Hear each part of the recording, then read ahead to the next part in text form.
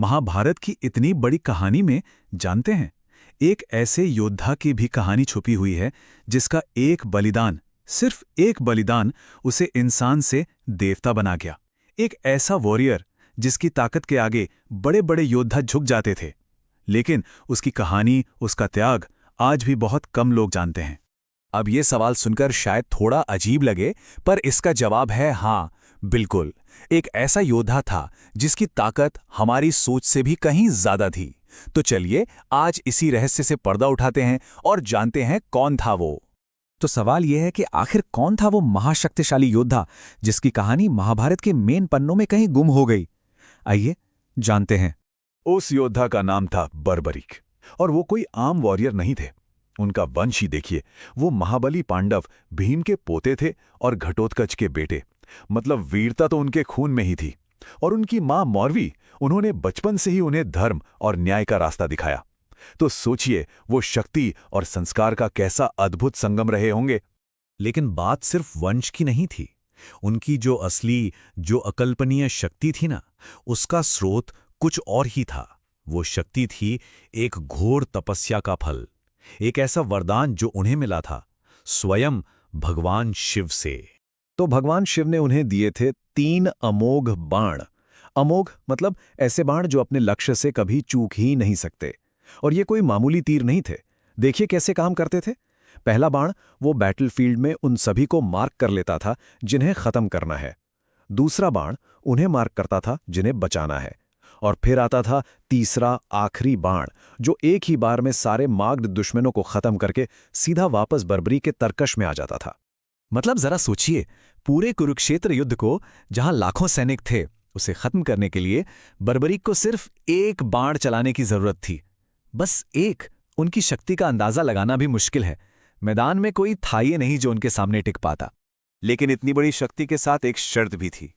ये पूरी ताकत सिर्फ एक वचन से बंधी हुई थी, और यही वो वचन था जो उनकी पूरी कहानी, उनकी किस्मत लिखने वाला था। तो हुआ यूं कि जब बर्बरीक महाभारत के युद्ध के लिए घर से निकल रहे थे, तो उनकी मां ने उनसे एक वचन लिया। उन्होंने कहा, बेटा, तुम हमेशा उसी का साथ देना जो पक्ष कमजोर हो, जो हार रहा हो। हम ये वचन ही उनकी पहचान बन गया।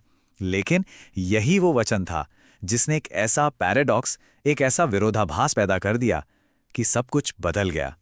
और बस इसी वचन की वजह से उनका नाम पड़ गया हारे का सहारा। ये सिर्फ एक टाइटल नहीं था, ये उनका जीने का तरीका था, उनकी पहचान थी। वो उन लोगों की आखिरी उम्मीद बन गए जो अपनी लड़ाई में बिल्कुल हारने की कगार पर खड़े थे। और अब यही वचन कहानी को उस मोड़ पर ले आता है जहां बर्बरीक की सबसे बड़ी परीक्षा होने वाली थी। एक ऐसी दिव्य परीक्षा जिसने भक्ति और त्याग की एक मिसाल कायम कर दी।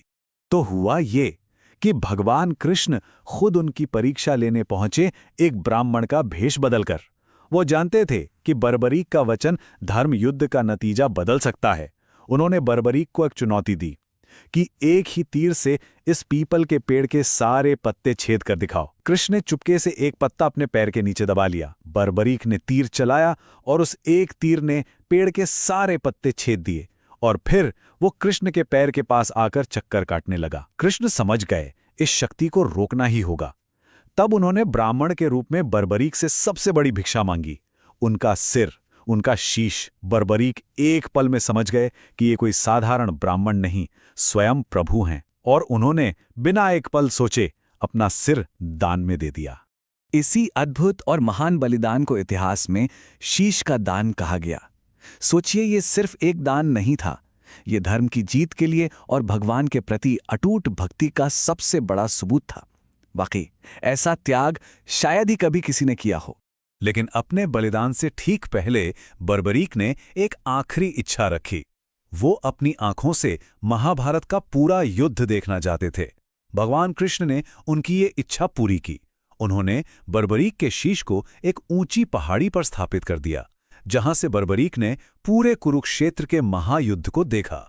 पर ये जो बलिदान था ना, ये कहानी का अंत नहीं था। असल में ये तो एक नई शुरुआत थी, एक ऐसी विरासत की शुरुआत जो कलयुग के लिए थी, यानी हमारे आज के समय के लिए।